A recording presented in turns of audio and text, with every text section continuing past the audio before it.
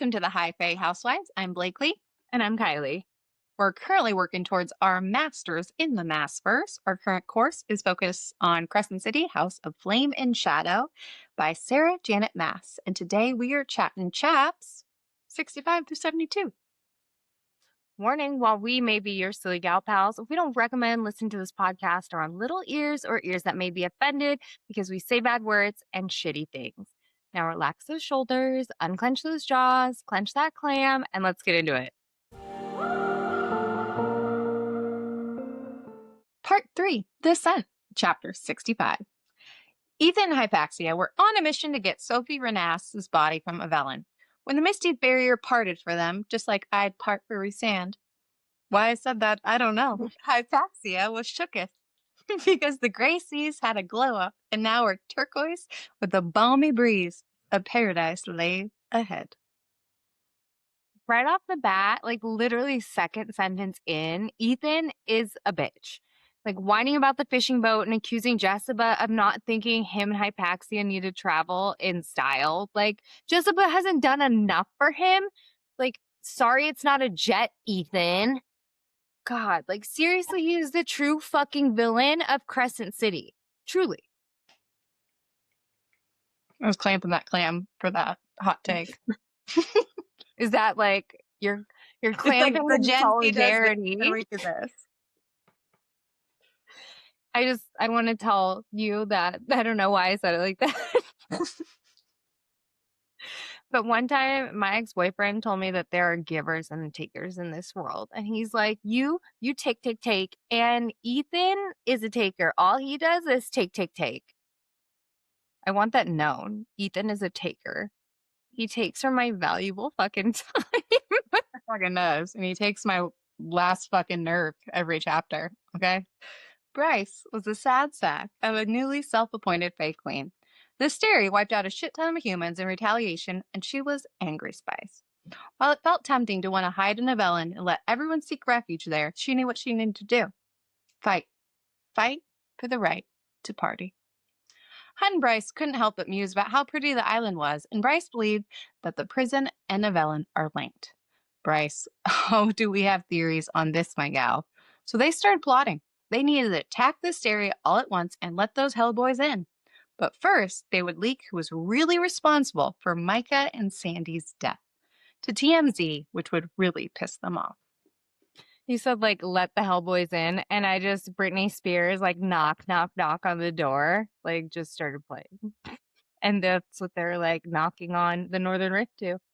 Yeah. Then that's third walkout song. Not you said that, and I was like, knock, knocking on heaven's door. I thought that's where you're going. Dip her up. Dip her up. My bad. So Bryce says, I think it's what the prison, the island, and the Fae's homeworld once was, when Thea ruled it, before Selene fucked it all up. Maybe they're linked in some way through being at thin places, and maybe I woke up the land around the prison too. As women in STEM, quantum physics tells us that time is an illusion. And the multiverse theory within quantum physics is basically the whole Maasverse concept itself. Multiple separate worlds and timelines existing at once, occasionally crossing over through portals, gods, magic, some other cosmic weirdness. Even though people inside those worlds usually think theirs is the only reality. And we have someone studying this very concept. Meryl, that bitchy high priest in ACOTAR from A Court of Fucking. Gwen tells us that Meryl is brilliant. Horrible, but brilliant. And when she first came here, she was obsessed with theories regarding the existence of different realms, different worlds, living on top of each other without even knowing it. Whether there is merely one existence, our existence, or if it might be possible for worlds to overlap, occupying the same space but separated by time. Nesta even tells us a little later that Meryl believed in the possibility of 26 dimensions. With all this being said, we have mentioned many, and I mean many times, that within the 3-book series, they are sharing the same space, but separated by time. And we think the island and ACOTAR is Avellan and CC. I think when we get back into the ACOTAR world, we will very much have a different looking island. Bryce also says she wouldn't want to ask the Prithian pals to help, and I feel as it may just be the other way around, and we will be getting more cameos from the CC cuties. What are your predictions, Guy? I definitely think we're going to see some Crescent City people in the ACOTAR books. They're too connected now. I think we might even get a CC POV in Avatar. I hope so. At least like in a bonus chapter of some sort, some capacity. Because we have some conversations to be had about these two books. But not yet. We're almost there. Close. I do want to point out Hunt found Bryce sitting atop the ruins of what had once been a tower, tangles of blooming vines and roses all around her. A beautiful, surreal place for a Fae queen to rest. A couple things about this. It's almost like a little ode to a court of thorns and roses. And then Feyre specifically painted roses and violets on Elaine's drawer. Is this an Easter egg? Did you know who else's estate was covered in roses and ivy, which is a vining plant? Fucking Tamlin Judas. Tamlin Judas. Loves that ivy. Don't know what the tie-in is, you know. But just interesting. It is interesting. Speaking of little bitches, Ithan asked Hypaxia what way they should go, but before he could get his answer, a haughty winged specimen carrying a gal with a big butt and an even bigger heart showed up.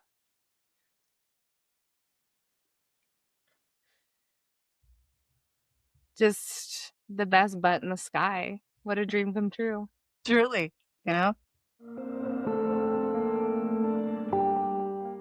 Chapter 66. Immediately, Ithan is asking for more from Queen Bryce. He asks for Sophie's body, but it's buried under the rubble of the fallen castle. Ithan had to explain his long list of fuck-ups, from freeing Siggy to fucking up her life to ending it and everything in between. All Ithan can do is whine. Hunt tells Hypaxia about using his grease lightning and tells her that they have a bunch of woo-woo crystals ready to store for her. Bryce channeled her inner Jessica and word for word says, "What's done is done." She gives Ithan a come to Jesus talk, then tells him Erd led them here and gives him the 411 of what's the haps with her. Ithan is such a baby back bitch. Oh, God.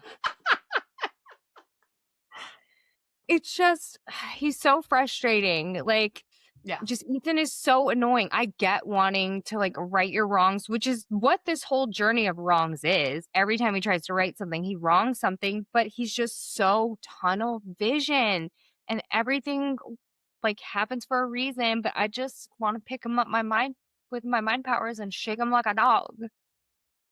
It's true. I saw the whole thing. I think that's the hardest thing. It's just with Ithan, it's really hard to watch because he's so close to doing the right thing, but just fucks up because he's so selfish. Yeah. He cannot see a full picture to save his fucking life. No, which is concerning about the future. Truly. Bryce tells Hypaxia she needs her to make an antidote. No time for dillies, no time for dallies. Bypass some normal shit and do what you can. Hypaxia is a rule follower, so naturally this gives her anxiety. Ithan tries to whine about Sigurd some more, but Bryce is like, no, Lunathian, go now. Bryce had her bitch boss hat on and then told them, love you, call me when you figure it out. If you can't reach me, see you at Mount Hermon like yesterday, and they will know if it's too late. She told them, don't let the miss hit you where the good Lord split you. She was taking none of Ithan's shit because all he wanted to do was whine more. He needs a fucking therapist. It would solve a lot. Talk space exists. I feel like Ithan would be besties with Kale and Adian. Like, they would be the three best friends that anyone would have. And he'd be obnoxious and be like, we're a wolf pack. Like, how about that right in? Like, he would be so fucking annoying. That group, no. Worst blunt rotation ever. Truly. And I do think that if the CT cuties end up crossing over with the Prithian pals, Amryn will fucking hate Ithan. Like, she will call him boy constantly, and she may even find a way to turn into her OG form and like eat him.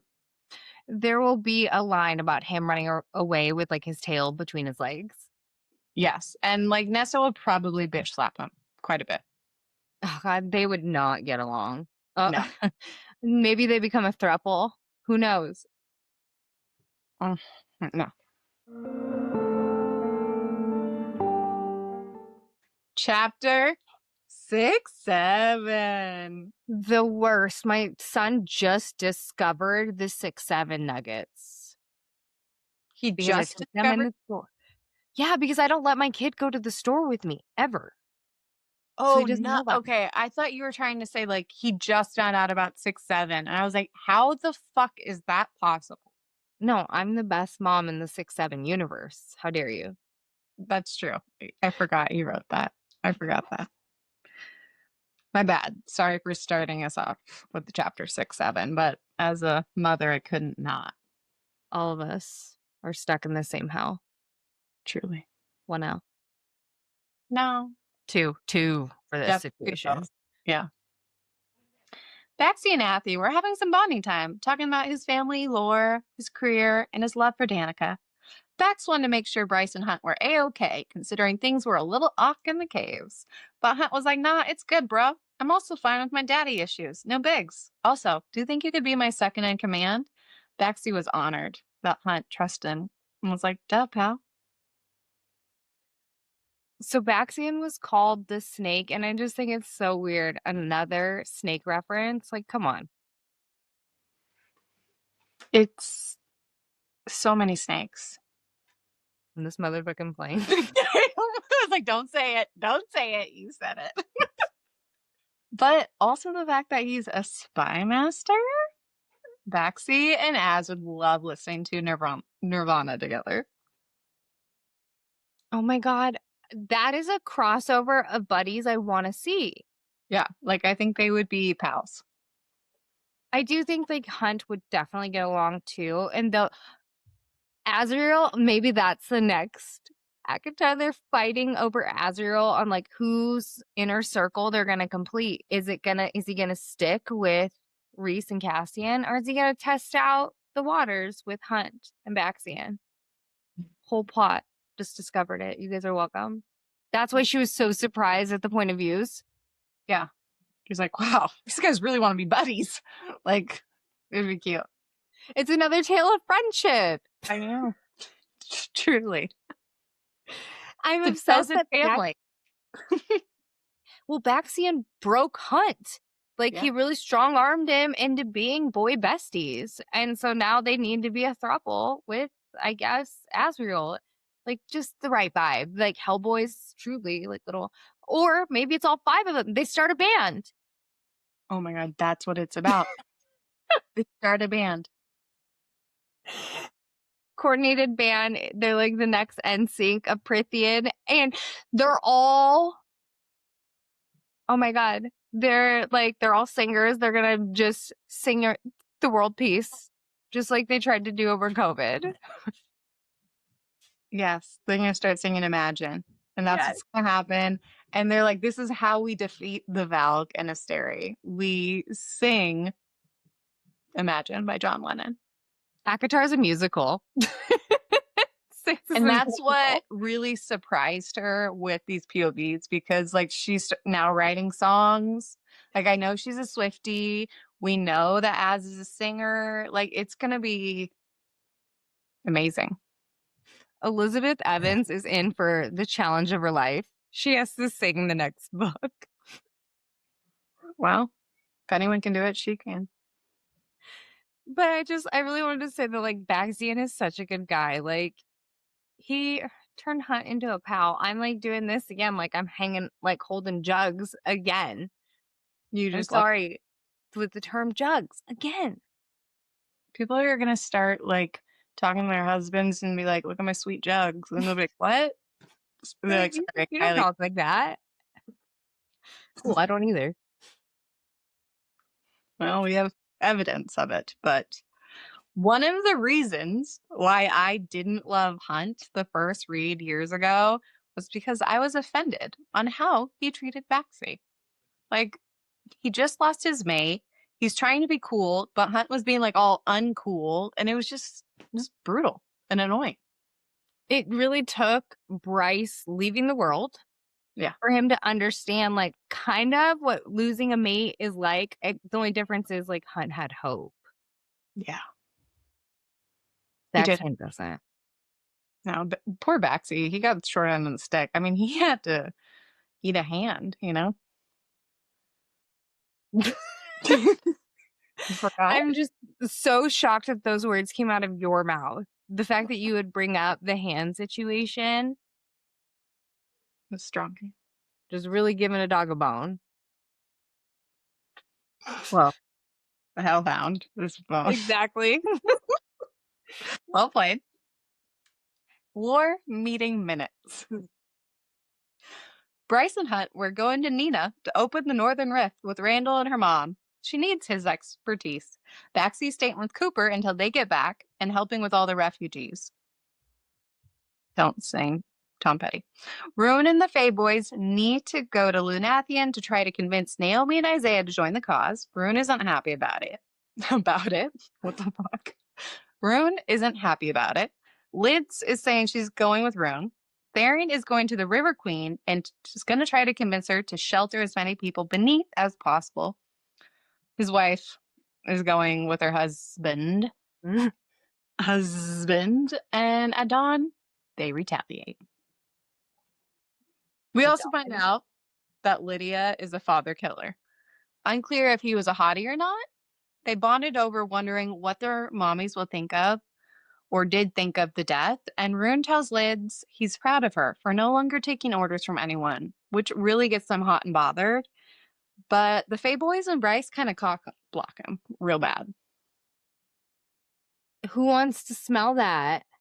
Having people being able to scent when you want to bang would be so fucking annoying. You could never play it cool.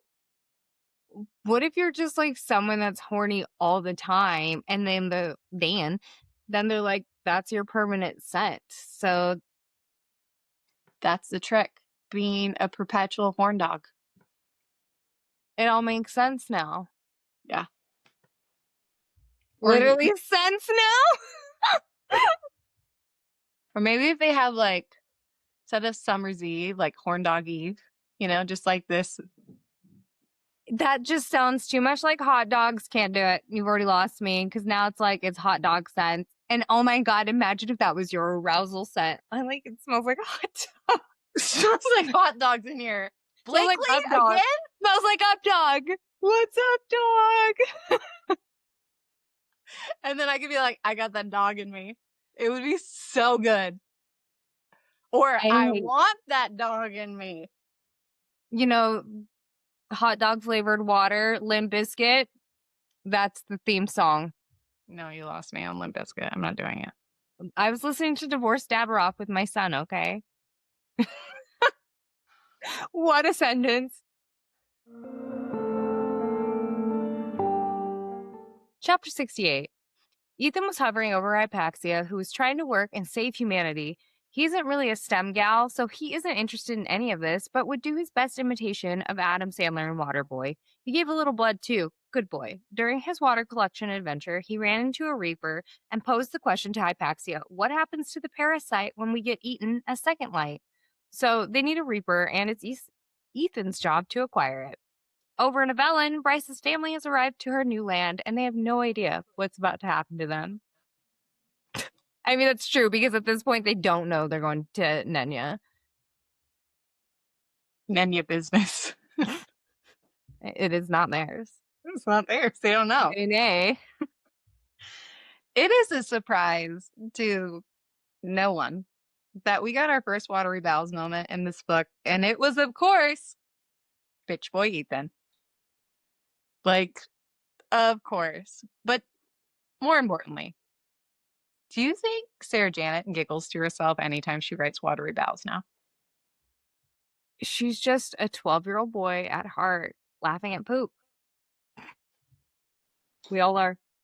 She's a prolific writer, you know? She just loves a good poop joke. She loves a good poop joke and she draws dicks for sure. That notebook, there's a penis in the corner somewhere. 100%. And actually, that arrow that everyone was wondering what that was on, it was a dick. People just didn't know. 100%. You figured out the actual mystery behind all of that. I know she lied on Alex Cooper's show for sure. It was a dick. 100%. Ember immediately, as a mother, is on Bryce's ass for jumping worlds. Do you think that the Thottim King chose Ember to breed with because of the size of her balls? These things are made of steel. Big jugs for balls. Are we just assuming that she's got big jugs? Yeah, she does. Okay. She definitely does. Okay. No notes. Balls and jugs. Probably a big ass too. That's where Bryce got it. Yeah, okay, that makes sense. That makes sense. You know what? You're right. You're right. Thank you. I didn't think of She's got black hair. I'm Ember. Ember's me. Chapter 69. Nice. Don't fear the Reaper. Jessica Roga sure the hell didn't. She was able to procure one, and not just any Reaper, nay, a Rocker Reaper, but I'm sure wanted more cowbell. The Rockin' Reaper was a former Ox member in the Line Shifting Unit. The Vamps got him, potentially turned for revenge, unclear. But this Rockin' Reaper had a good sniffer and told Paps that her soul smells of rain clouds and mountain berries. And yes, I included this in the sums just for Kai. The Rockin' Reaper was devoid of a parasite. So it was a ladies in STEM comparing time. The Reaper was really giving like 2000 Ed Hardy girly just because of the low-rise jeans. Yeah. And the leather bracelets. It was so trendy. I feel like you could probably see his happy trail. For sure. Cum gutters, very visible. Yeah. I mean, he was in the Ox, he was probably like stacked for sure. That's why he's probably wears Abercrombie Fierce. When he wore shirts, they were probably two polos on top of each other, popped collar. Well, he's a fashionista. For sure. I love the little bit of foreshadowing we saw in this chapter. It said Ithan kept reminding himself of every exit, of his strength, of where the knife in his boot was, of how quickly he could summon claws or shift. And it's like, you think you know fast, you have no idea, dog. Yeah, that's something, I guess. You know what? I bet you Ethan's really bad in bed. I just don't think he feels like he hasn't had the experience. No. Like, even though he was like a sunball player and stuff, he was pining after Bryce the whole time. I just feel like a lot of grunting and like missionary. Missionary doesn't have to be bad, but with him, I think it would be. Yeah. No, missionary's not bad, but I just feel like it'd be a bore. Yeah. It'd be like, are you done? Speaking of people that aren't bores, International Woman of Mystery, Fury ACOTAR, didn't show up empty-handed. She had a winter gear. A winter gear? Just one winter gear. Weapons and witty jokes. Bryce and June hugged it out, bitch, and then Bryce updated them as best as she could and told them that Avellan will allow refugees in, but to keep watch for the Stary. Bryce tried giving them her picture of all of them to keep safe, but they refused and told her to keep it so she could save the world properly. So Bryce thinks Fury had dealt in the shadow of the Empire for years. With all of our shadow talk, what could she possibly be doing in the shadows to make everyone afraid of her? Like, is she singing them and learning their language like Az? Is she actually from them? Truly bringing it back to what is Fury ACOTAR? Is she corrupted and choosing to be good? Is she Maeve, reborn? Don't think that, but just, always a question. I'm curious about her choice in all of this. Like, we were so heavy on choice in the last episode. She gives Thanatos vibes in the aspect of, like, how he was not willing to assist. Like, what if Thanatos is actually a good dad? And when he was having trouble with his daughter in ACOTAR, it's because he's big worried for her. And now he knows Bryce is besties with her, so he's reluctant in all this because he loves Fury and wants to keep her safe. Do you want to point out that this would mean that Fury and Hunt are siblings, which would mean she is now sisters with Bryce, if this was all true. And just to take it all back for a little reminder, for those that forgot about our little theory, that Fury is Thany's daughter. We first brought this up in our CC House of Earth and Blood coverage. Thanatos is brought up in Akwar when Kier, which sounds similar to the Karas, aka the Rebellion Group, says Lord Thanatos is having issues with his daughter again. In Greek mythology, Thanatos has a daughter named Erinis, who is the goddess of vengeance and death, also known as Furies. Hello, Fury. On top of that, we have pointed out our entire coverage that Fury is often described as Liquid Knight. Nobody knows what she does for a living or what type of veneer she is, because apparently it's rude to ask. But we get the little nugget that Fury knew that Danica was a bloodhound because there was something different about Fury, and she had explained it to Danica. So she got that dog in her. That's a bonus chapter. I would love a Fury Danica interaction. Yeah, the Bloodhound chapter. Mm-hmm. That would be a good one. If she's listening, give us that. Ember and Bryce had a little heart-to-heart. Ember was proud of her for being a functioning adult, and they hugged, and then they were on their merry little way. Time to fuck up those celestial conquistadors. It's just so fun to say. Yeah, Kylie, she did good with that one. She did a good game. Better than Jugs.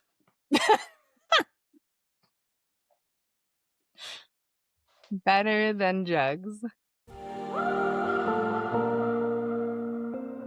Chapter 70. We really are starting off every chapter, like this episode, talking about Ithan. But being a little wannabe know-it-all, he tries to give Hypaxia encouragement about finding a cure, but she already did it. She was working up the balls to take it, but Ithan finally was useful and snagged that bitch and took it himself, and the world went black. Shit was wild. Ithan had magic. Ithan was like, we need to get this to our besties ASAP. This action could be seen as like fucking selfish. It depends on how much I'm hating Ithan. It's a risk, but it's also a power grab. Yeah. And like, it's kind of martyrish. Like, let me do it. I fuck up everything. I'm not important. I'll do it. Bleh. You know? It's a little bit that energy. He better have some great fucking growth in the next book because I'm so tired of being pissed at him. I know. And I think he's going to be a big part of the next book. And I just am not fucking ready. Like, ugh. He says there was his body and more than his body, his wolf, and him and his power. Two things. We've talked about it before, but all the badasses in the Maasverse that call themselves wolves, it's interesting. Like, do they have their little wolf hanging out there? Obviously, they aren't all shifters, but I do find it interesting that it's always a wolf. They're never like, I got that Midgard worm with me.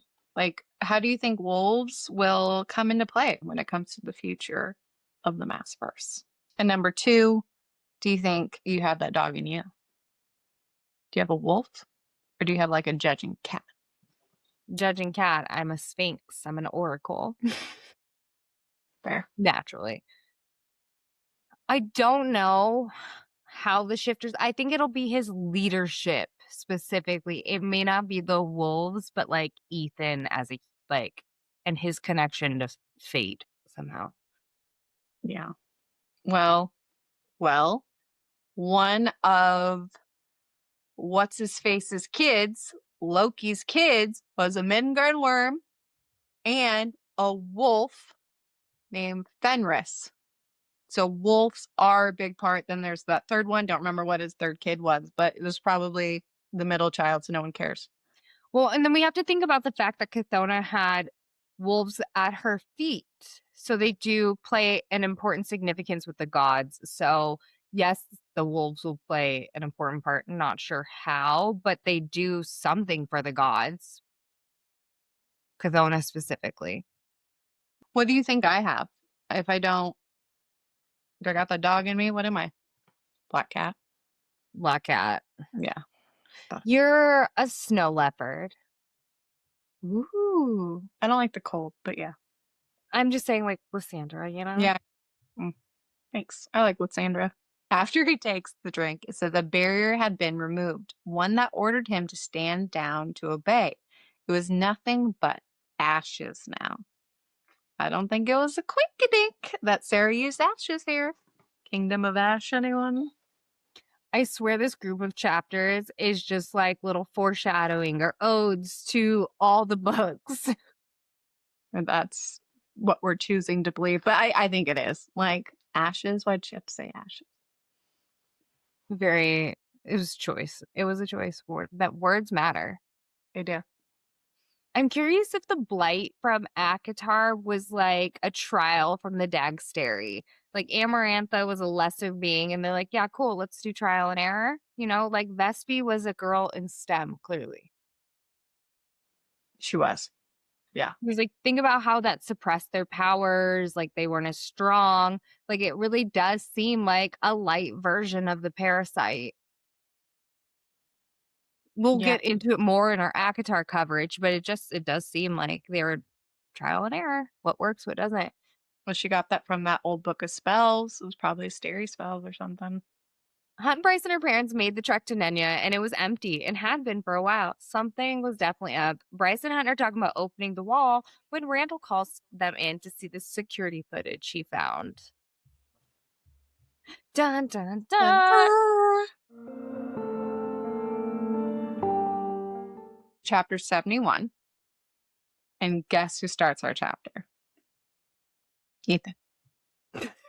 Ithan is back at it again, folks. He was like, what? You need a dumb fuck at the beginning of each chapter? Count me in, Sarah Janet. So Ithan rushes to tell Jespa all the hot goss and how he tells her that he needs to tell the wolves how he killed Siggy and she's a reaper now, and the choice may be unconventional, but they have a choice besides the bitch. Jespa wasn't convinced in his plan or his reasoning and pointed out many plot holes, but baby back bitch Ithan is going to do what a baby back bitch does. So she told him to be careful. Ithan snuck through the sewers like the little rat he is to Bryce's apartment to grab Danica's papers, but he decided he might need something else and went and got a little something from Bryce's bedroom. A dildo. Her Jelly Jubilee. The real one.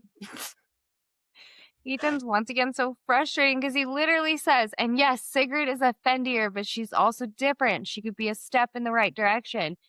He's so fucking close to getting it. Just so fucking close, but just misses the step every time. God, Ithan, why? You know, I guess it is comforting to know that males are dumb in every realm. They just can't fucking get it together. Consistency is key. At least they've got that. Good for them. Common sense, never heard of it. Like, it is a common trope all over that men are just fucking idiots. Is it a trope or the truth? Well. Chapter 72. Lo and behold, the harpy was there, but not. That was not the harpy they grew to know and dislike, and that dumb bitch ate the guards. Hunt snagged Ember and Bryce teleported Randall to the center of the wall drape. Randall double checks if the opening of the rift is the best idea one last time, but it's the only idea Bryce has. I need to know how the fuck the harpy ate the guards. I mean, it's been deserted for a while, clearly, but like, does the harpy like open its mouth and just devour them whole? Or is the harpy like taking bites, like sawing pieces off, like fork and knife, prim proper? Feel like yeah, I don't think she has a travel set with her, you know, for her fork and knife.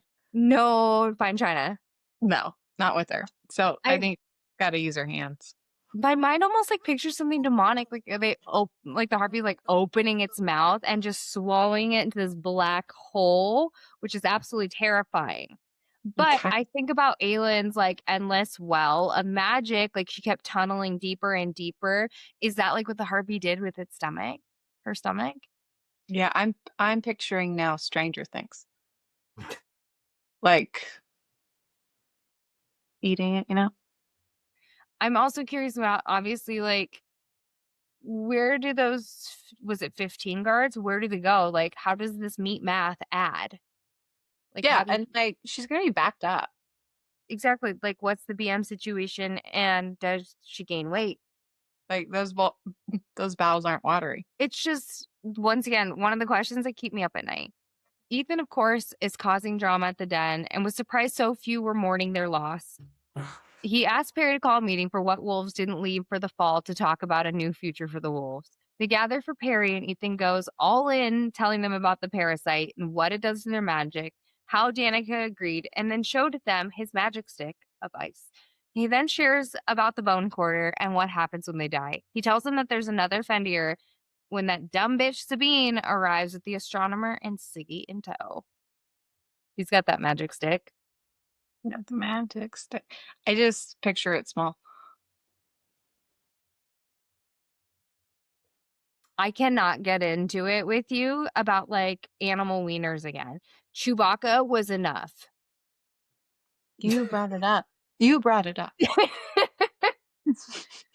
But I can't get into it with you again. Like the dog wiener's too much. Like no lipsticks. Ethan has a lipstick. I was thinking about his human form, but sure, let's talk about animal dick some more. Like, sorry. I'm not really into bestiality. I was thinking about his human dick. The things that we talk about, that's where my mind just went. That's where Can your mind. you fuck off? Okay. Yeah. Unkindly. Okay. So I thought there was to go with our theme of peas, Perry the painter. I mean, wannabe favorite bitch. And she also painted a room every color of the rainbow. Okay, rainbow of Alaris. SJM loves a painter moment. I Which, told you these oh, sorry. chapters are just little odes to them. You're right.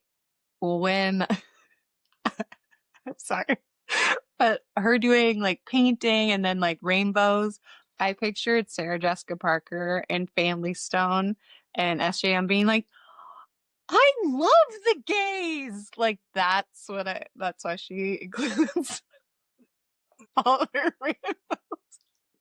We love inclusion. It matters. There's a mention of scents again with Perry. Once again, if there's a scent, I'm going to talk about it. I don't want to be strictly associated with scents. I just want to throw that out there. You did this. Whatever. Well, fuck off. Twice in one chapter. Go ahead. It's that her cinnamon and strawberry scent hit him a heartbeat later. And like, we're definitely getting his mate situation and Perry's point of view. I bet in the next book, like, there's several mentions of his scent with Perry. And it makes it really surprising that anyone would think that Bryce was his true mate with all the mentions of Perry's scent. It started the last book. It might have been even the first book. People see what they want to see. Bryce and Ethan would never. Like, he couldn't handle that ass. Mm-mm. Nope, they couldn't. This ass is gonna skedaddle. Thanks for giggling with us. Perfect. Keep going. This ass is gonna skedaddle, so thanks for giggling with us through our journey today. Join us next Tuesday as we get into chapters 70 through 80. Hit that subscribe button. Give us a little review wherever you listen. Make sure you're following us on social media for all your latest updates, which includes theories and more. New book goofing. All links are in our giggling. Nope. All links are in our info, you giggling gal pals. We'll see you next week.